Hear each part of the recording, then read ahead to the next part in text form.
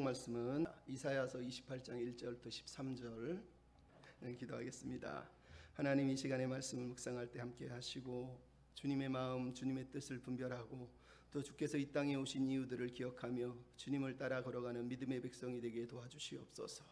연약한 것은 감추시고 홀로 영광을 받으시길 원하며 예수님의 이름으로 기도하옵나이다. 아멘. 국민 육아 멘토라고 불리우는 오은영 박사가 있습니다. 우리가 이미 한번 간증 같은 거 보신 분도 있고 내용을 아시는 분도 있어요. 근데 그분이 국민 프로그램 중에 11년 동안 했던 프로그램은 우리 아이가 달라졌어요. 최근에 하고 있는 프로는 금쪽 같은 내 새끼. 금쪽 같은 내 새끼. 제가 가끔씩 봅니다. 근데 우리 아이가 달라졌어요나 금쪽 같은 내 새끼를 보면 참 뭐라 그럴까, 마음이 답답한 게 많습니다. 왜 답답하냐? 부모들은 다 애가 잘못됐다고 얘기합니다. 근데 오은영 박사가 볼 때, 아니 우리가 TV를 가만히 봐도 느끼는 게 뭐냐, 다 부모가 잘못됐어요. 부모가 너무 준비 안 된 부모들이 많고 어른이 안 된 어른들이 너무 많은 거예요. 부모라고 할 수 없는데 부모 교육도 제대로 못 받아보고 부모가 뭔지도 모르는 채 정은이 아버지, 정은이 양 부모처럼 그냥 애들을 키우고 관리하다가 자기 마음에 안 들고 성에 안 차면 두드려 패고 윽박 지르고 내 꿈대로, 내가 원하는 대로 좀 자라달라고 내가 원하는 대로 막 끌고 가는 것을 봅니다. 막 분노하고 소리 지르는 걸 봅니다. 뿐만 아니라 애들이 얼마나 영리한지 가족에서 가족의 계급 구도를 눈치채요. 누가 더 센지. 센 사람한테는 쭉 있다가 아버지가 무시하는 남편이 있다 그러면, 아니 아내가 있다가 그러면은 그 엄마를 무시합니다. 참 신기하죠. 엄마가 힘이 세다 그러면 아버지를 무시합니다. 여러분, 이게 TV에서 우리가 보고 있는 내용입니다. 분명히 아이들이 잘못했다고 우리는 말하고 싶지만 가만히 보면 아이들은 어른을 따라하고 어른을 모방하고 어른이 하는 것을 통해서 배우거나 잘못된 길로 나가는 경우들이 너무 많다는 거예요. 참 안타까운 거 아닙니까? 영화 중에 가버나움이라고 하는 영화는 저기 이스라엘의 레바논의 수도인 베이루트의 빈민가에 사는 12살 먹은 아이가 자기 집에 부모가 애들을 너무 많이 낳았는데 부모가 무능하고 능력이 없고 돈이 없어요. 그래서 결국은 이 아이가 12살인데 동생들 끌고 나가서 마약 팔고 뭐 얼음물 타가지고 배고프면 얼음물을 먹으면서 배를 채우면서 그렇게 가난하게 살아요. 근데 부모가 어느 날 집에 갔더니 자기 여동생은 이제 10살인가 먹은 애를 슈퍼마켓 주인한테 돈 주고 팔아버려요. 아니 아버지가 어떻게 그러냐고 막 따집니다. 그랬더니 이 새끼가 까분다고 그러면서 그럽니다.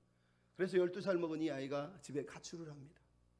그러고 나서 가출하다 갈 데가 없는데 어느 날 흑인 여성이 난민인데 불법 체류자인데 이렇게 가정부 일을 도와주는 아가씨가 있었어요. 근데 그 아가씨가 애를 낳았는데 가정부를 하는데 애를 데리고 일을 못하는 거예요. 근데 마침 이 아이를 만나면서 둘이 친해지다 보니까 네가 우리 집에 갈 데 없다니까 우리 집에서 우리 애 좀 봐주면 내가 가서 일을 하고 돈을 벌어올게. 그래서 나이 12살 아이가 처음으로 부모 노릇을 하면서 요나스라고 하는 꼬마 아이를 품에 안고 달래줍니다. 그래서 세 식구가 처음으로 새로운 가정에서 같이 살게 돼요. 그런데 어느 날 불법 체류자인 어머니가 결국은 붙잡혀서 감옥에 끌려갑니다. 영문도 모르는 12살 아이가 이 아이를, 꼬마 아이를 데리고 키우려고 하는데 엄마가 안 오니까 어떡해요? 애를 등에 업고 나가서 길거리에서 또 장사를 하고 얼음물로 배 채우고 마약을 팔듯이 또 장사를 합니다. 근데 어머니가 계속 안 와요. 결국은 기다리다가 지쳐서 둘이 살아야 되는데 이 아이도 죽을 것 같고 자기도 죽을 것 같습니다.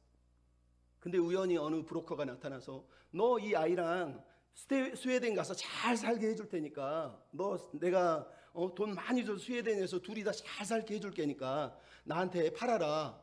출생신고서만 가져오면 너도 데려가 줄게 그럽니다. 진짜냐고 진짜냐고. 이 아이가요 12살 먹었는데 이 꼬마 갓난아기를 돌보다가 최선을 다했는데 도저히 할 수가 없어서 결국은 브로커한테 넘기기로 하고 자기 집에 갑니다. 가서 부모한테 출생신고서를 달라고 그랬더니 부모가 그럽니다. 너는 출생신고서가 없어. 아예 출생신고서 자체가 없었던 거예요. 아이가 분노를 합니다. 근데 좀 이따 뭐라고 그러면 네 동생이 슈퍼마켓 주인한테 얻어 터져서 죽었다는 거예요. 얼마나 이 아이가 화가 나는지 칼을 들고 가서 슈퍼마켓 주인 자기 동생을 죽인 남편이라고 하는 그 늙어빠진 남자를 칼로 찔겨서 죽입니다. 물론 죽이지 못하죠. 그리고 잡혀가요. 그리고 법정에 서는 거예요. 이 영화의 전체 줄거리를 한마디로 이렇게 요약을 했습니다. 나를 세상에 태어나게 한 내 부모를 고발합니다. 이게 이 영화의 주제입니다. 아이가 외치는 거예요. 왜 능력도 안 되면서, 왜 준비도 안 돼놓고 우리를 털썩털썩 낳아서 이렇게 키워서 우리를 망가뜨리냐는 거예요. 당신 내가 고발한다는 거예요. 여러분, 이게 영화의 내용이에요. 참 비참하지 않습니까? 이 아이가 마지막 영화에 이런 내용이 나옵니다. 사는 게 똥 같아요. 제 신발보다 더 더러워요. 지옥 같은 삶이에요. 얼마나 힘들면, 얼마나 못난 부모 밑에 살면 이런 처절한 고민을 하고 고통을 호소합니까? 근데 이 영화 제목이 뭐라고요? 가버나움이요. 가버나움. 여러분, 가버나움이 왜 가버나움입니까? 원래 베이루트는 가버나움이 아니에요. 근데 영화의 감독은 내용을, 주제를 가버나움이라고 지었어요. 왜? 신약성경의 마태복음에 보면 예수께서 공생애를 시작하실 때 갈릴리로 가서 가버나움에 사시니 흑암에 앉은 백성들이 빛을 보게 되는 거예요. 고통받는 자들이, 처음으로 그늘에 앉은 자들이 빛을 보게 되는 거예요. 그때부터 각색 병든 자, 절름발이, 안진뱅이, 눈먼 자들이 예수께 찾아와서 치료를 받는 내용이 나온단 말이에요. 감독이 말하는 거예요. 이 세상 주님 보십시오. 아직도 가버나움입니다. 아직도 각색 병든 자, 절름발이, 문둥병자, 눈먼 자들이 저렇게 판치고 있습니다. 지금 예수님이 계셔야 되는데 지금 예수님이 없습니다. 누군가가 여기서 예수님 대신 그 자리를 대신해 줬으면 좋겠는데, 누군가가 이 가버나움에 와서 대신 이 아이들을 챙겨주고 이 아이들에게 꿈을 주는 어른이 됐으면 좋겠는데 없습니다. 없습니다. 그래서 가버나움이라는 영화를 만든 거예요. 슬프지 않습니까? 이 아이가 네 소원이 뭐니 그랬더니 그럽니다. 자라서 좋은 사람이 되고 싶어요. 자라서 좋은 사람이 되고 싶답니다. 여러분, 참 마음이 아프지 않습니까? 우리 아이들이 자라서 좋은 사람이 되게 해야 돼요. 그러려면 우리가 좋은 사람이 돼야 돼요.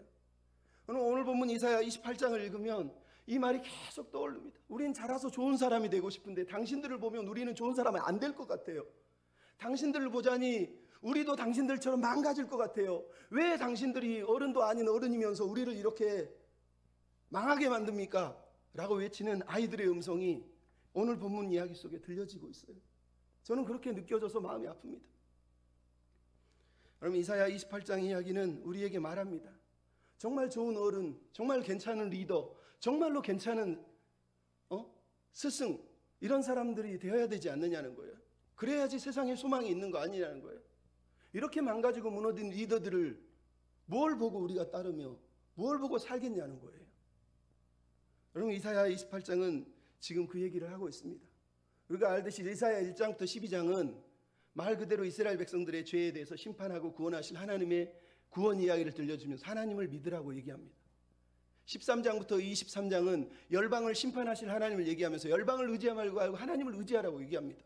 24장부터 27장은 온 세상을 심판하실 하나님이 하나님만 영원토록 의지하라고 얘기합니다. 그리고 이제 28장부터 39장까지 다시 이스라엘 유다 땅의 현재의 정치 현실에 들어오셔서 하나님이 이사야를 통해서 너희가 다시 한번 하나님을 의뢰하고 신뢰하는 삶을 살아야 된다. 하나님을 믿을래, 세상을 믿을래, 결단해라, 결단해라 그러면서 선택지를 딱 던져주고 있는 내용이 이제 28장부터 시작되고 있는 거예요. 재미있는 건 28장부터 33장 전체 내용이 유다 백성들을 향한, 유다 정치인들을 향한, 유다 종교 지도자들을 향한 하나님의 비판이 담겨져 있는데 6번의 화 있을진저를 6번이나 등장을 해서 이 28장부터 33장을 끌고 갑니다. 화 있을진저가 어디서 등장했습니까? 이사야 5장에 보면 들포도를 맺는 이스라엘 백성들에게 하나님이 이사야를 통해서 화 있을진저 그러면서 6가지 죄를 들추잖아요. 그 죄의 내용이 오늘 보면 28장에 다 나옵니다. 그 죄가 뭐였습니까? 가옥을 지어서 부동산을 투기하고 매일 술에 빠져서 술 먹고 술 취해서 살고 뭐가 옳은지 그른지를 모르고 하나님을 무시하고 우상 숭배하고 악을 선하다 하고 선을 악하다 하고 공의로 판단하지 않고 가난한 자들을 악하게 판단하고 부자들을 위해서 판단했다고 이사야 5장에 나와요. 근데 오늘 보면 28장에 이 내용이 정확하게 현실 속에 이제 우리한테 그대로 들려주고 있는 걸 우리가 보게 됩니다. 참 안타까운 내용이죠. 여러분, 오늘 본문의 이야기는 주전 701년 히스기야가 왕이 되던 시절을 배경으로 하고 있습니다. 여러분, 히스기야는 우리가 알듯이 믿음이 참 좋은 사람인 것 같지만 실제로 그는 우리와 똑같은 인간이었어요. 늘 고민했어요. 하나님을 믿을지 세상을 따라갈지 하나님을 의지할지 애굽을 의지할지. 우리랑 거의 비슷한 사람이에요. 그가 그나마 바로 설 수 있었던 건 하나님이 그를 붙잡아 주시고 이사야를 통해서 그를 책망하셨을 때 그가 들었기 때문에. 여러분 마찬가지예요. 이사야가 히스기야가 믿음이 좋았던 이유는 이사야나 하나님이 경고하고 말씀하실 때 순종했기 때문에 그나마 살았던 거예요. 하나님은 내가 다 책임져 줄게 이렇게 말씀하신 게 아니라 나를 믿을래 세상을 믿을래 선택하라고 하는 선택의 기회를 주셨던 거고, 히스기야는 그 선택의 기회에서 하나님을 선택함으로 인해서 좀 더 나은 리더, 좀 더 믿음이 좋은 리더가 되었을 뿐이라는 걸 성경이 우리에게 보여주고 있는 거예요. 이미 북이스라엘은 하나님을 선택할래 아수르를 선택할래 했을 때 아수르를 선택하고 아람을 선택하다가 아수르의 주전 721년에 멸망해서 사라져버렸어요. 이제 남은 거는 히스기야와 유다 백성들이에요. 하나님이 오늘 이사야를 통해서 다시 얘기합니다. 하나님을 선택할래 아수르를 선택할래 애굽을 선택할래. 그들은 이제 선택을 해야 되는 거예요. 여러분 선택한다는 게 뭐예요? 어른이 되어가는 과정은 선택하는 거예요. 내가 선택한 걸 통해서 좀 더 나은 사람이 되거나 내가 선택한 것 때문에 좀 더 모자라고 미련한 인간이 되는 것밖에 없어요. 어른이 된다는 건 잘 선택하고 지혜롭게 선택하는 겁니다. 오늘 본문에 하나님 우리한테 들려주는 내용이에요. 너희가 바른 선택을 하면 바른 리더가 될 수 있을 텐데 너희들은 왜 바른 선택을 하지 않고 있느냐는 거예요. 그래서 이사야는 1절부터 4절에 사마리아 북이스라엘 에브라임이라고 하는 북이스라엘의 멸망을 들려주면서 이들이 이렇게 선택을 잘못해서 망했는데 너희들은 어떻게 할래? 라고 하는 내용을 오늘 우리에게 들려주고 있습니다. 여러분 우리가 사는 세상은 히스기야가 살던 세상하고 똑같아요. 국제 정세뿐만 아니라 온통 시끄럽고 소란스럽고 곧 망할 것 같은 나라에서, 전쟁이 일어날 것 같은 나라에서 매일 선택의 기로에서 마음이 흔들리면서 어찌할 바를 몰랐어요. 리오야단이 판치는 세상에서 어떻게 살아야 될지 고민하는 그들에게 하나님은 선택의 기회를 주시고 도와주겠다고 말씀하시고 나를 선택하라고 얘기하셨단 말이에요. 오늘 우리도 마찬가지입니다. 흔들리는 세상을 살아가면서 여러분은 어떻게 살고 싶습니까? 이 흔들리는 세상에서 매일마다 유혹이 닥쳐올 때 히스기야는 그 유혹 가운데 벌벌 떨면서 고민했는데 우리는 고민하지 않겠습니까? 그런데 고민하는 우리에게 말씀하세요. 더 큰 어른, 더 괜찮은 어른, 더 좋은 리더가 되어야 되지 않겠니? 그래야 네 다음 세대가, 너희 다음 자녀들이 더 좋은 사람이 되지 않겠니?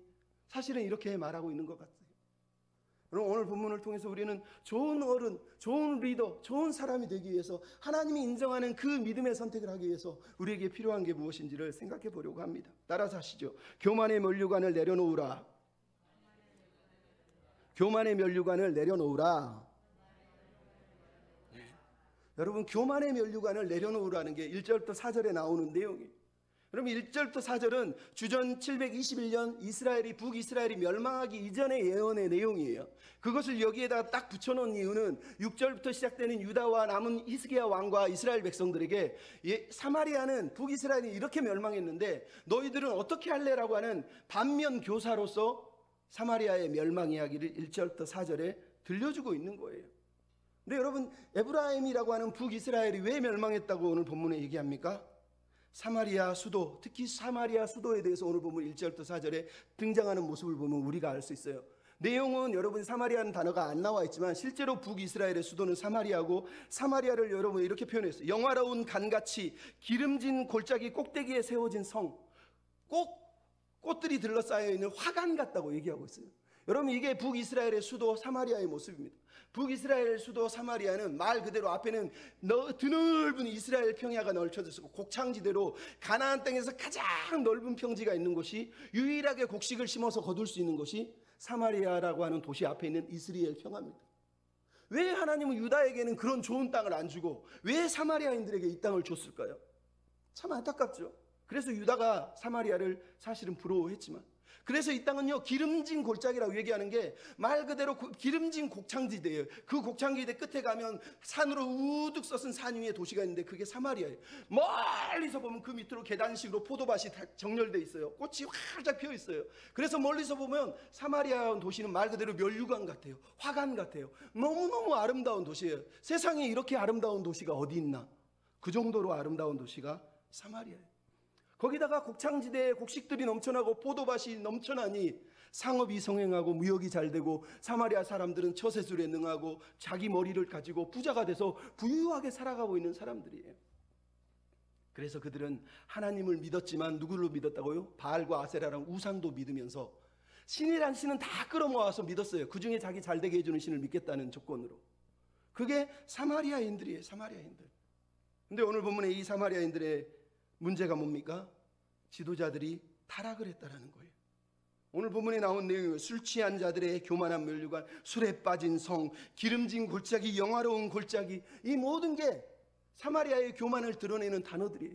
그들은 말 그대로 술에 흥청망청 매일 술을 먹고 마시고 독주를 마시는, 이사야 5장에 보면 나오잖아요. 화 있을진저 매일 독주를 마시고 술에 빠져 사는 사람들, 그래서 재판을 나쁘게 하는 인간들이라는 단어가 나오는데 바로 이 단어예요. 이들이 매일 술에 빠졌다는 거예요. 근데 이 말이 무슨 뜻이겠어요? 그들은 그냥 술에 빠진 게 아니라 영적으로 정신적으로 타락한 정신적인 술에 빠져 있는 거. 무슨 술? 자아도취, 자기 만족, 자기 성공, 자기 영광이라고 하는 그 술에 빠져서 지금 살아가고 있다는 얘기를 하는 거예요. 하나님 안 믿어도 기도 안 해도 잘 되는데 하나님 믿을 이유가 뭐가 있어요? 하나님 필요할 때 헌금하고 기도하면 되거든요. 나머지는 자기 머리 써가면서 막 해도 너무너무 잘 돼요. 그러니까 사람들이 매일 술 먹고 웅청망청 하면서 야 내가 복받았다 내가 복받았다 이러면서 살아가고 있는 모습이에요. 그래서 영화로운 면류관 같다고 얘기를 하는 거예요. 근데 실제로는 자아도취에 빠져있는, 자기 일을 우상화시키고 있는 삶이에요. 이 모습을 하나님이 어떻게 보셨다고요? 불쌍하게 보셨어요. 여러분, 영적으로 가난하고 헐벗은 걸 모르는 사람, 겉으로 많이 가졌고 부유하니까 마치 모든 게 다 가진 것처럼 하나님이 축복했다고 믿는 사람들을 보면서 하나님은 비천하다고 얘기하세요. 그래서 이들을 향해서 뭐라고요? 교만한 면류관이라는 거예요.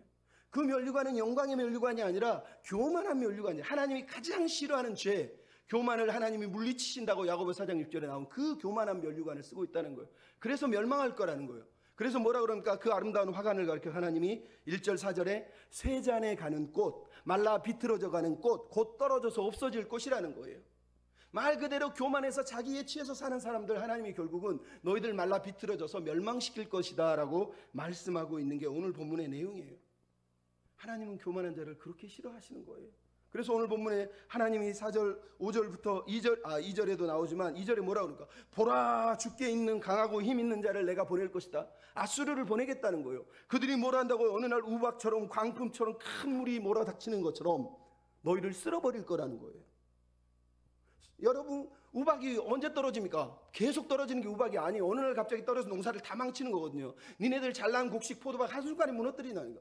광풍이 불어서 태풍이 불어서 우리가 농사 지어보면 알지만 어느 날 갑자기 태풍이 그 놀라운 벼들이 다 쓰러져서 엉엉 울는 농부들을 알잖아요. 다 쓸어버리겠다는 거예요. 뿐만 아니라 홍수가 넘쳐서 다 쓸어가서 완전히 없애버리겠다는 거예요. 순식간에 지금 잘 사는 것 같이 행복하는 것 같이 한순간이다 얘들아 지금 하나님이 이러시는 거예요. 그러면서 쓸어버리겠다고 말씀하시는 거예요. 그리고 나서 뭐라고 그럽니까? 2절에 너희의 교만한 면류관을 그들이 땅에 던질 것이라는 거예요. 면류관을 뺏어서 땅에 던져버린다는 거예요. 던지고 끝납니까? 그 다음 절에 뭐라고 그럽니까? 그 면류관을 대적들이 발로 밟을 것이라는 거예요. 여러분, 자기가 자랑하고 막 자기는 대단하다고 자랑했던 뻐겼던 우쭐댔던 그것들을 하나님이 다 뺏어서 땅에 밟고 던져서 밟아버리겠다고 얘기하고 있는 거예요. 이게 사마리아가 당하는 멸망의 내용이에요. 뿐만 아니라 뭐라고 그럽니까? 6절 여름이 있기 전 실과처럼 그들이 따서 먹어버릴 것이다 라고 얘기하고 있습니다. 4절 끝에 나오죠. 여름 전 실과가 뭐예요? 여러분, 무화과는 10월달 돼야 추수를 하지만 6월달 정도 되면 처음 열매가 맺힙니다. 그때 익었을 때 얼른 따서 먹지 않으면 나무가 상해요. 그래서 얼른 따서 먹어버려야 돼요. 여러분, 지금 하나님 말씀하시는 거예요. 니네들 결국은 유다도 망하게 할 것 같은데 내가 너희를 따서 다 먹어버릴 거야. 얼른 없애버릴 거야. 그러면서 따서 먹어버리겠다고 지금 말씀하시는 거예요. 결국은 사마리아는 주전 721년에 북이스라엘은 아수르에게 순식간에 하루아침에 쫄딱 망해서 그 아름다운 면류관들이 다 발로 밟혀서 사라져버렸어요. 여러분, 성경에 이사야가 계속 하는 말이 뭡니까? 푸른 마르고 꽃은 시드나예요. 이사야 40장에 보면 7절에 푸른 마르고 꽃은 시들어도 시드름은 여호와의 기운이 그 위에 불미라. 백성들은 실로 풀이로다. 여러분, 사마리아는 자기들이 영화로운 면류관인 줄 알았는데 하나님은 너희들 풀이야. 내가 한번 훅 불면 다 떨어져 녹아서 없어져 버려. 말라 비틀어져 없어져 버려. 하나님이 진짜로 불어버렸어요. 입의 기운으로 불었더니 사마리아가 쫄딱 망해서 없어졌다고 얘기를 하고 있는 겁니다. 여러분, 오늘 본문의 선지자가 말하는 거예요. 사마리아를 봐라. 선지자들을 얼마나 많이 보냈으며 북이스라엘 위해서 하나님이 얼마나 많은 외침을 던졌냐는 거예요. 근데 이들이 하나님 말씀을 들은 게 아니라 교만한 면류관에 취해가지고 자기 성공에 도취되어가지고 하나님의 말씀을 외면하다가 결국은 멸망을 당했다라고 얘기하는 거예요. 그래서 성경은 교만이 패망의 선봉이라고 말하는 거예요. 여러분, 교만한 거는 지금은 엄청 멋있는 것 같지만 하루아침에 무너지는 거예요. 하나님이 가장 싫어하는 게 교만이라는 거예요. 여러분, 우리는 교만한 면류관을 하나님 앞에 내려놓아야 됩니다. 오카노 목사님이 빌립보서 강해를 하면서 빌립보서 3장 18절 19절 내용을 하는 걸 유튜브에서 여러분이 보셨을 거예요. 내용 중에 이런 게 나오잖아요. 여러 사람이 그리스도의 십자가의 온수로 행하는다. 그들의 마침은 멸망이요 그들의 신은 배요 그들의 영광은 부끄러움에 있고 땅의 일을 생각하는 자라. 현대인의 성경 버전은 그들은 육체의 욕망을 자기들의 신으로 삼고 수치를 영광으로 알고 세상적인 일만 생각하는도다. 여러분, 교회 안에 있는데 그리스도의 온수로 사는 사람이 있어요. 예배는 드리고 헌금은 드리고 기도는 하는데 늘 마음속에는 육체적인 욕망을 신으로 삼고 수치를 부끄러워하지 않고 수치스러운 건 당연한 거라고 생각하고 나쁜 일에서 부자 돼도 괜찮다고 생각하는 거예요. 그래서 세상적인 일만 생각하는 사람들이 있다고 말하는 거예요. 하나님이 그 교만한 면류관, 그 아름답다고 생각하는 면류관 어느 날 아침에 뺏어서 집어던지고 발로 밟으실 거예요. 그래서 우리는 영광의 면류관, 자기 스스로 잘났다고 생각하는 면류관 벗어서 내려놓을 준비를 해야 돼요. 여러분, 옛날에 인도에서 임금님이 자기 신하 중에 좀 마음에 안 드는 사람 있으면 인도에서 가장 신으로 대접받는 코끼리 중에 큰 코끼리 한 마리를 선물로 준답니다. 신하는 우와, 임금님이 나에게 이렇게 엄청난 코끼리를 주셨어요. 나는 복 받았어요. 그리고 한 달 후에 그 집은 쫄딱 망합니다. 왜? 코끼리가 먹성이 얼마나 대단한지 모든 걸 다 집어삼켜버리는 거예요. 여러분, 임금이 그 교만한 인생에게 축복을 해준 거예요. 긴 코끼리, 거대한 코끼리. 그게 축복이 아니라 저주였다는 거예요. 여러분, 우리가 하나님이 뭘 줬다고 와, 큰 코끼리 줬다, 큰 코끼리 줬다, 거기에 깔려 죽는 거고요. 그게 다 먹어치워서 내 영혼까지 갉아먹는 거예요. 그래서 우리가 하나님 앞에 깨어서 기도해야 돼요. 하나님, 내가 면류관 함부로 자랑하지 않고 내가 좀 됐다고 자랑하지 않고 뻐기지 않게 해주십시오. 그렇게 기도할 마음이 어른들에게 있어야 돼. 그 마음이 없으니까 어른들이 미친 듯이 달려가고 있는 거 아닙니까? 그래서 아이들이 좋은 어른들이 없다고 얘기하는 거 아닙니까? 나도 좋은 사람 되고 싶은데. 여러분이 계시록에 보면 예수님의 말씀, 하나님의 말씀이 계시록 3장에 나오잖아요. 라오디게의 교회를 향해서 뭐라고 그럽니까? 나는 부자라, 나는 부요하 해서 나는 부족함이 없다 하는 너희들에게 주님이 말합니다. 네 곤고한 것과 가련한 것과 가난한 것과 눈먼 것과 벌거벗은 것을 네가 알지 못하는도다. 여러분, 우리는 교회를 다니면서 항상 자기 자신을 돌아봐야 돼요. 내가 얼마나 가련한지, 얼마나 불쌍한지, 은혜 없이는 못 사는 백성인지를 늘 깨달아야 돼요. 좀 가지면, 좀 뭔가 누리면 하나님 없어도 되는 것처럼 그렇게 사니까 우리가 넘어지는 거예요. 여러분, 하나님 믿는 사람들은 그래서 술에 취하면 안 되고 성령의 술에 취해야 돼요. 성령의 술에 취해야 돼요. 이 사람들이 술에 취한 건 세상 술에 취한 거예요. 세상 가치관, 세상 명예, 세상 성공에 취해서 지금 미친 듯이 달려가면서 하나님을 무시하지 않습니까? 하지만 베드로에게 그러잖아요. 너 술 취했지? 그랬더니 베드로가 우리는 술에 취한 게 아니라 성령에 취한 거다라고 얘기하잖아요. 그 성령이 뭡니까? 성령이 에베소서 5장에 보면 성령의 충만함을 받으라. 그 다음에 나오는 단어가 뭐예요? 시와 찬미와 신령한 노래를. 중간에 뭐가 빠졌네? 골로새서에 보니까 사도 바울이 그 자리를 가운데를 딱 보충해 놨어요. 뭐라고 그러죠? 그리스도의 말씀이 너희 속에 풍성히 거하여 시와 찬미와 신령한 노래를 부르며 하나님께 모든 일에 감사하라는 거예요. 성령 충만이 뭐라고요? 그리스도의 말씀이 풍성히 거해서 시와 찬미와 신령한 노래를 부르고 감사하는 백성이라는 거예요. 그래서 성령의 열매를 갈라디아서는 뭐라고 그럽니까? 사랑, 희락, 화평, 자비, 온유, 절제, 충성, 온유. 저 섞여 있네요. 성령의 열매가 인격적인 거예요. 우리는 교회 다니면서 성령을 주세요, 성령을 주세요. 그러면서 성령의 열매가 뭐예요? 기적이에요, 능력이에요. 기도하면 다 이루어지고 만지면 다 낫고 뭔가 다 되는 거라고 생각하지만 성경은 그렇게 얘기 안 해요. 성령의 열매는 사랑과 희락, 화평, 오래 참은 자비, 양성, 충성, 온유, 절제이니 그러나 세상 출에 친한 육체의 열매는 이것이니 우상 숭배와 주술과 온수 맺는 것, 분쟁, 시기, 분냄, 당등, 분열, 이단, 투기, 술 취함, 방탕함. 이게 세상의 열매예요. 세상의 열매. 주님은 우리에게 성령의 열매를 맺기를 원하신다니까. 성령의 능력을 막 누리라고 말하는 게 아니라 능력은 열매를 맺기 위해 주는 도구이에요. 능력이 목적이 아니라고요. 근데 아직도 우리는 능력을 원합니다. 능력이 나타나서 내가 부자 되고, 능력이 나타나서 막 기적이 일어나고, 능력이 나타나서 치유받고. 여러분은 성경을 우리는 심각하게 왜곡하고 있는 거예요. 성령은 열매를 맺게 하시는 거예요. 여러분, 우리가 세상 술을 내려놓고 성령의 술에 취해서 성령의 열매를 맺어야 됩니다. 교만하다면 교만함을 내려놓아야 돼요. 여러분, 잠언은 주구장창 얘기하는 게 있어요. 잠언 16장 18절, 교만은 패망의 손봉이요 거만함은 넘어짐의 앞잡이다. 15장 3절, 여호와를 경외하는 것은 지혜의 훈계라, 겸손은 존귀의 앞잡이다. 18장 12절, 사람의 마음은 교만은 멸망의 손봉이요 겸손은 존귀의 앞잡이다. 교만이 오면 욕도 겨우냐, 겸손한 자에겐 지혜가 있느니라. 여호와를 경외하는 것이 지혜니라. 여호와를 경외하는 것이 지혜니라. 사람이 교만하면 낮아지고 마음이 겸손하면 영예를 얻으리라. 겸손한 자와 함께 마음을 낮추는 것이 교만한 자와 탈취물을 나누는 것보다 나으니라. 여러분, 우리에게 선택을 하라고 말하는 거예요. 교만은 패망의 선봉이요, 교만은 넘어짐의 앞잡이래요. 그 교만이 우리를 넘어짐으로 끌고 간대. 하지만 겸손은 지혜의 앞잡이래요. 겸손을 따라가면 지혜가 우리를 끌고 가서 하나님의 은혜 앞에 우리를 데려갈 거래요. 우리 앞잡이를 뭘로 세우겠습니까? 교만이 앞잡이가 되면 우리는 넘어지고 망할 거예요. 하지만 겸손이 앞잡이가 되면 은혜가 우리를 끌고 갈 거예요. 하나님의 지혜가 우리를 끌고 가서 하나님 앞에 우리를 세워준다고 말하는 거예요. 그래서 오늘 본문이 얘기하는 거예요. 늘 낮은 자의 마음으로 살라고. 오늘 5절부터 6절에 하나님이 남은 자들에게 권면을 합니다. 무너진 사마리아 백성을 보면서 이제 남은 자들을 보라고 얘기합니다. 5절 6절 내용이 뭡니까? 그날에 만군의 여호와께서 자기 남은 백성들에게 영화로운 면류관이 되시고 아름다운 화관이 되실 것이고 재판석에 판결하는 영이 되시고 싸울 때 힘이 되어 주신다.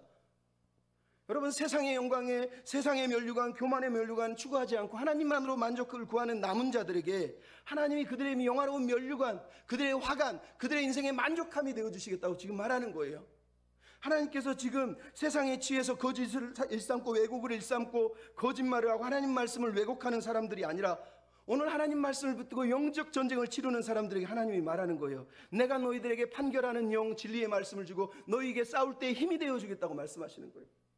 여러분, 남은 자들, 세상의 교만한 면류관을 추구하지 않고 사모하지 않고 여전히 말씀만 붙들고 여전히 하나님만 사모하는 겸손한 자들에게 하나님은 면류관이 되어주시고 하나님은 판결하는 영이 되어주시고 하나님은 힘이 되어주신다고 얘기하시잖아요.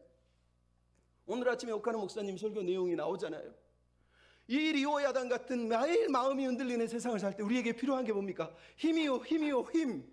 그죠? 세상을 살게 하는 힘, 똑바로 서게 하는 힘, 무너지지 않게 하는 힘, 넘어질 것 같을 때도 감사하며 자족하며 다시 일어서게 하는 힘, 세상이 주지 못하는 밖으로부터 오는 힘, 십자가에서 우리에게 허락하신 나를 위하여 자기 몸을 버리신 그 사랑이 주는 힘, 그 힘을 우리가 누리고 있으면 이 땅에서 우리는 이길 수 있다고 목사님이 말씀하시잖아요.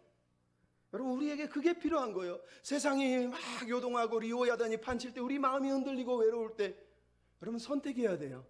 세상을 따라갈 것이냐, 하나님을 의지할 것이냐. 하나님 우리의 면류관이고 하나님 우리의 힘이 되시고 하나님이 우리의 판결하는 진리의 영이 되어주신다고 오늘 본문이 말씀하시지 않습니까? 하나님은 우리의 교만함들을 다 결국은 벗겨서 던지실 거예요. 다 발로 밟아버리실 거예요. 그래서 우리는 겸손해져야 하는 거예요. 여러분, 좀 누리면 그게 행복할 것 같지만 결국은 나를 눌러 죽일 거예요. 여러분, 다시 얘기하지만 TV에서 옛날에 철새 다큐멘터리가 있었는데 철새들이 막 날아가다 배고플 때 바다에 쭉 내려가서 막 강에서 막 고기를 잡아먹습니다. 바다에서도 잡아먹습니다. 근데 다큐멘터리에 어느 한 철새가 막 내려가다가 고기가 보니까 고기를 꽉 물었는데 조그만 고기가 아니라 너무 큰 고기를 물은 거예요. 배는 고픈데 이거를 놔줄 수는 없으니까 그걸 끝까지 물고 막 바닥바닥 결국은 빠져 죽습니다. 여러분, 그거 다 지려고 애쓰다가 결국은 물에 빠져서 철새가 죽더라니까요. 여러분, 영국에 16살 먹은 여자아이가 27억 원이라고 하는 복권에 당첨됐는데 결국은 과도한 사치로 5년 만에 집이 파탄이 나버렸습니다. 영국의 한 여자애는 17살에 14억 원 복권에 당첨됐는데 20대에 자기 복권이 자기 인생을 망쳤다면서 영국의 복권 회사인 유로밀리언의 캐멀러사에게 고소를 했습니다. 당신들 복권 때문에 내 인생이 망쳤다는 거예요.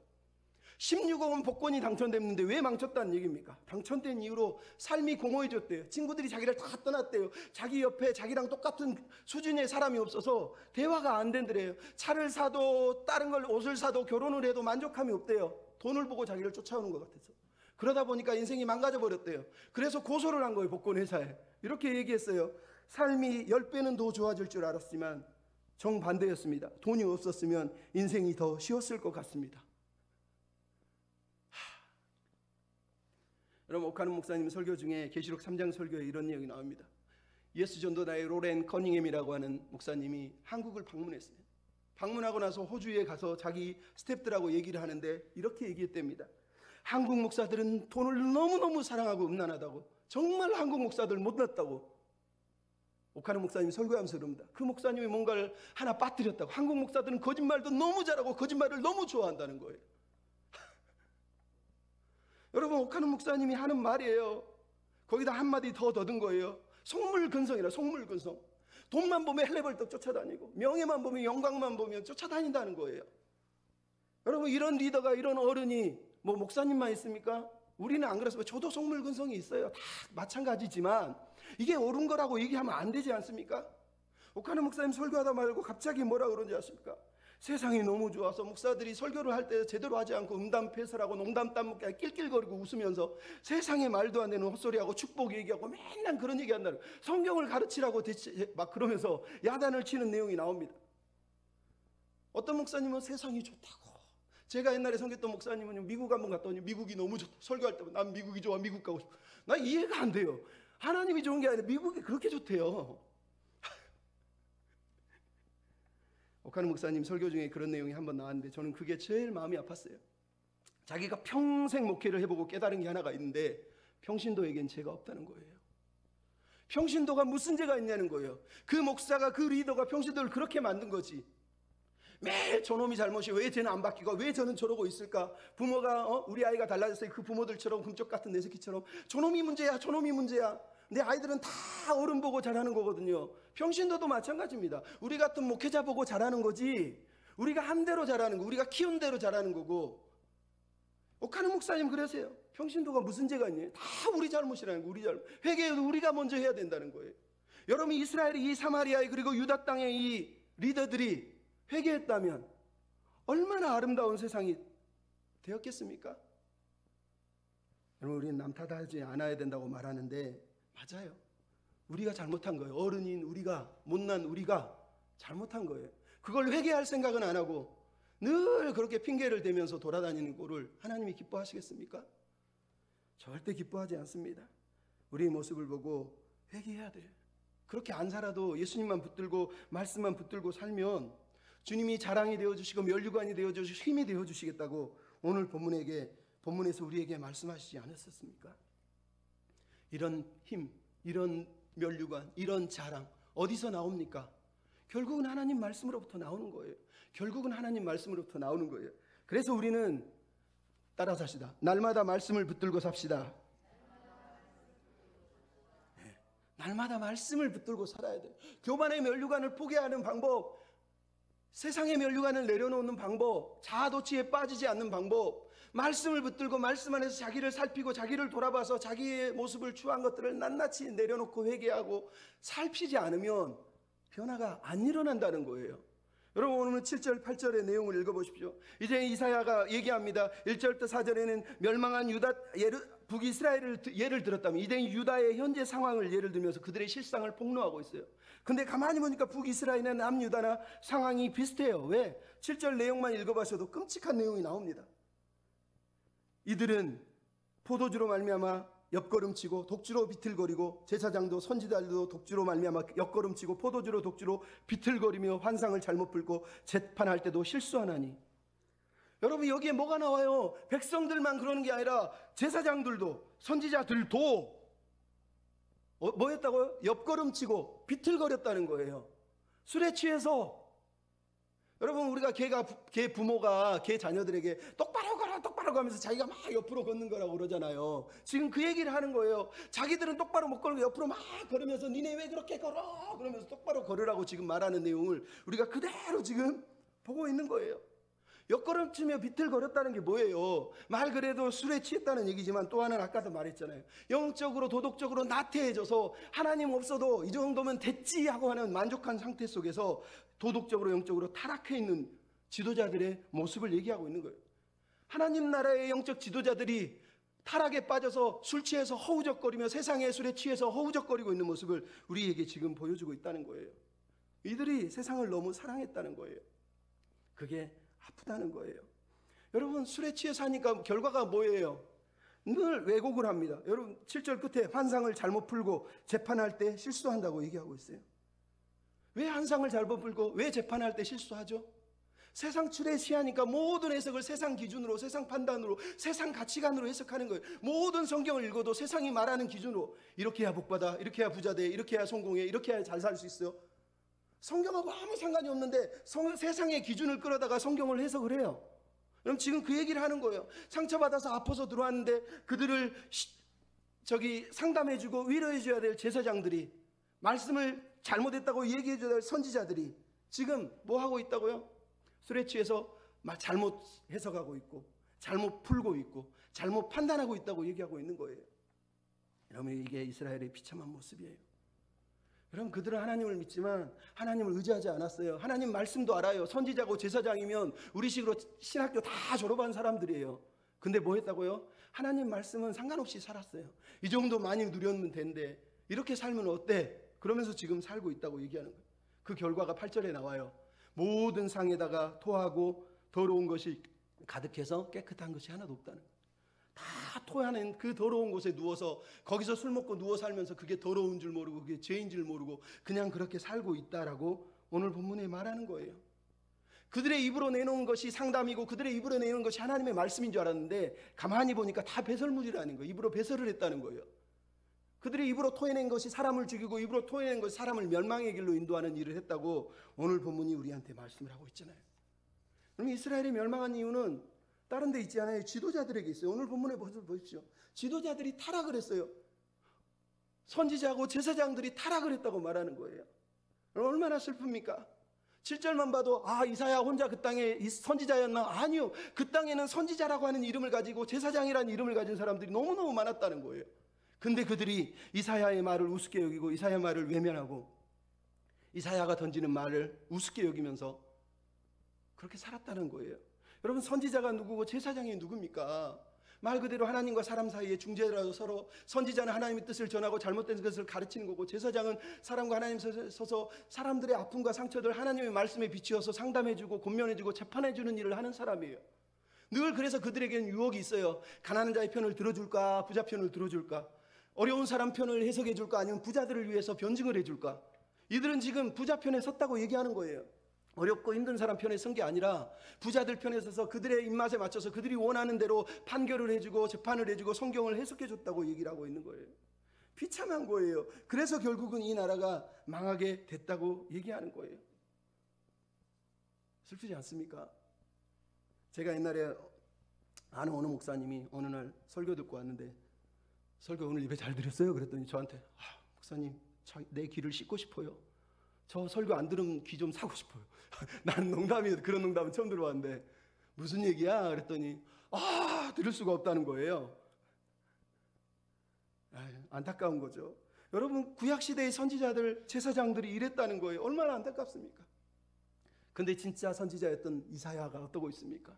그는 너무너무 지금 애로운 거예요. 성경에 나오는 진짜 선지자들은 다 애로웠어요. 모세를 보십시오. 사무엘을 보십시오. 이사야, 에스겔, 에레미야를 보십시오. 심지어 예수님조차 뭐라 그럽니까? 선지자가 자기 고향에서 환영을 받지 못했다는 거예요. 예수님을 배척하고 거절하고, 왜 예수님이 하나님의 말씀을 전하는 걸 듣기 싫었다고 성경이 얘기하겠어요?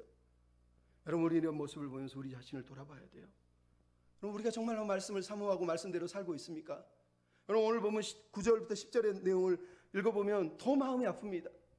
9절의 내용이 뭐라고 합니까? 그들이 선지자에게 말하길 누구기에 우리에게 지식을 가르치고 누구기에 우리에게 도를 전하려 깨닫게 하냐?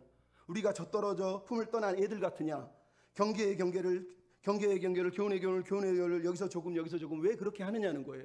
이게 무슨 말인지 알겠어요? 왜 우리를 애치기만 하는 거예요? 나 어른이다, 나 선지자다, 나 제사장이다, 나 알 만큼 다 안다. 네가 어떻게 감히 나한테 그렇게 얘기하니? 나 어른이야, 애기가 아니야. 경계의 경계, 교훈의 교훈, 히브리어 단어는 이렇게 돼요. 차블라차부, 차블라차부, 카블라카부, 카블라카부, 제르셈, 제르시암. 이게 무슨 이야기냐면요, 우리식으로 얘기하면 가갸, 거겨, 그런 거예요. 이 사람들이 지금 선지자한테 하는 얘기예요. 우리가 애가 아니야. 우리가 젖된 아이가 아니야. 근데 왜 기초부터 가르치려고 해? 왜 우리에게 하나님의 말씀이 기준이 그거라고 얘기하면서 그렇게 딱딱하게 그렇게 힘들게 우리를 가르치려고 해? 좀 유하게 살면 안 되겠니? 좀 괜찮게 그냥 살아도 되지 않니? 왜 그렇게 꽉 막힌 말을 하면서 사람을 괴롭히니? 라고 말하고 있는 거예요. 그러면서 이사야 선지자가 말씀을 전했는데 무시했다는 거예요. 네가 뭔데 자꾸 이래라 저래라 하냐? 내가 애냐? 왜 애 취급하냐는 거예요. 여러분, 이게 오늘 본문의 진짜 내용이에요. 내용. 순수하게 하나님 말씀대로 살라고, 하나님 뜻대로 살라고 가르쳐줬더니 그렇게 해서는 세상 못 산다는 거예요. 야, 그렇게 살면 안 된다는 거예요. 그럼 얼마나 안타깝습니까? 여러분, 무엇이 진리고 무엇이 바른 길입니까? 우린 다 알잖아요. 하나님의 말씀이 진리고 십자가의 길이 진리면 그 길을 붙들고 그 길을 향해서 가는 게 맞다고 이사야가 지금 말하는 거예요. 하나님 말씀을 들려줬는데 경계의 경계, 교훈의 교훈이라고 이 단어들이 하나는 말씀이라는 뜻이고 하나는 다름줄이라는 뜻이에요. 하나님 기준으로 말씀을 가르쳐줬는데 니네들이 그걸 싫어했다고 지금 오늘 본문이 말씀을 하고 있다는 걸 우리가 보게 되는 거예요. 그랬더니 하나님이 13절에 대답을 하셨어요. 11절 13절의 내용이 뭡니까? 그래? 니네들이 내 말을 못 알아듣는 애기들 말처럼 가가가가 이렇게 얘기하니까 나도 너희들 못 알아듣는 이방인들에게 넘겨서 니네들을 다스리게 할 거야. 선지자의 말을 우습게 여기니까 못 알아듣는 척하니까 그래 너희들 진짜 못 알아듣는 이방인들한테 너희를 팔아 넘길 거라고 13절에 얘기합니다. 11절에 얘기합니다. 그리고 13절에는 그들이 했던 말을 똑같이 되돌려주면서 너희들이 내 말씀의 기준을 무시했으니 이제는 심판을 받아서 너희들은 그 생각대로 살다가 뒤로 넘어져서 멸망할 거야 라고 13절에 말씀을 하고 있는 거예요. 여러분, 이게 오늘 본문의 내용이에요. 여러분, 이스라엘이 사는 방법이 뭡니까? 하나님의 영광의 면류관이시라고, 하나님이 내 힘이시라고 믿고 하나님을 의지하고 살았어야 되는 거예요. 말씀을 사모하고 말씀을 사랑하고 말씀을 붙들고 말씀 안에서 자기를 돌아보려고 하는 열심을 가지고 살았어야 돼요. 근데 그들은 말씀이 중요하지 않았어요. 다 안다, 그런 거 얘기하지 마라, 나 다 안다, 그런 거 필요 없다, 세상에 성공하려면 그런 거 필요 없다는 거예요. 여러분, 이게 우리를 슬프게 하고 있다는 걸 잊으면 안 됩니다. 여러분, 우리는 말씀 앞에서는 어린아이가 돼야 됩니다. 아무것도 모르는 사람처럼 말씀 앞에 고개를 숙이고 하나님 말씀이 들려올 때마다 그걸 아멘 아멘 하면서 그 말씀 안에서 하나님 뜻을 분별하려고 애쓰며 기도하면서 받아 먹어야지 우리가 성장할 수 있는 거예요. 그래야 우리가 하나님이 기대하는 백성으로 살아갈 수가 있다니까요. 아무리 설교를 해도 그게 좋든 나쁘든 난 다 안다, 배울 게 없다, 필요 없다.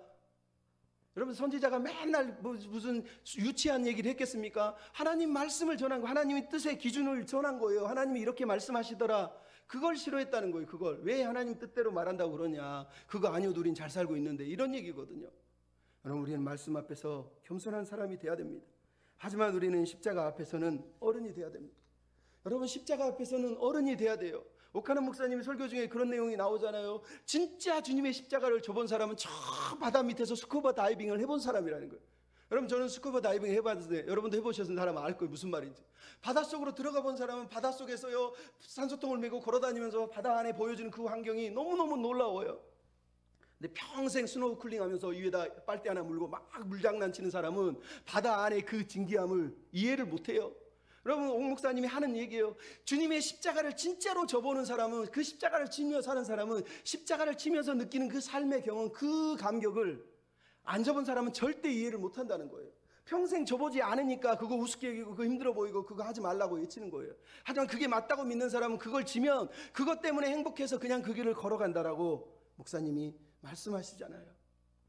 여러분, 우리는 오늘 말씀을 생각하면서 선지자를 통해서 왜 우리에게 이런 말씀을 들려주시는지 기억해야 됩니다.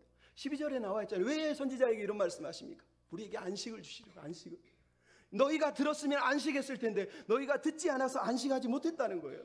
너희가 리더가 된 이유는, 너희를 면류관을 지은 이유는 그걸 가지고 곤비한 자를 섬기게 해서 곤비한 자들과 함께 안식을 누리게 하려고, 모두가 하나님 안에서 함께 안식하게 하려고 내가 이것들을 줬는데 너희들이 그것들을 교만의 면류관으로 바꿔서 살았다는 거예요. 곤비한 자를 계속 무시하고 세상에 안식을 주지 못하는 사람, 자기 혼자 안식하는 사람으로 살았다는 거예요.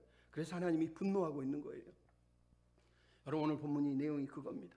지도자의 소명, 장로님, 권사님, 집사님의 소명도 마찬가지. 우리가 하는 일은요, 안식을 주는 사람이 돼야 돼요. 어떤 안식? 그냥 좋다 이거 말고 하나님의 말씀 안에서 십자가 아래서 진짜 여기에 평안함이 있고 행복함이 있다고 믿는 그 안식을 줘야 된다고 오늘 본문이 우리에게 말씀을 하는 겁니다. 여러분, 처세술 가르치기 위해서 성경 보고 세상 성공하기 위해서 성경을 보면 안 돼요.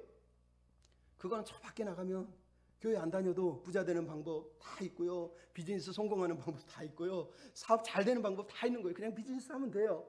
하지만 예수를 믿는 건 십자가의 주님을 따르기 위해서 십자가의 주님을 따라 살려고 믿는 거 아닙니까? 그래서 겟세마네의 그 고통의 기도, 하나님 뜻을 향한 기도, 순종의 기도를 우리가 하면서 나아가는 거 아닙니까? 그러려면 우리의 교만한 면류관을 벗어야 돼요. 그리고 하나님을 의지해야 돼요. 하나님 내 인생의 면류관이시다. 하나님 내 삶의 힘이시다. 하나님 내 삶의 판결의 영이시다. 그분이 나를 도와주시지 않으면 살 수가 없다. 그러면서 욕망이 솟아오를 때마다 우리 면류관, 교만의 면류관을 다 내려놓고 주님을 붙들고 주님을 의지하는 믿음의 사람들이 되어야 될 줄로 믿습니다. 면류관 벗어서 왕께 드립시오.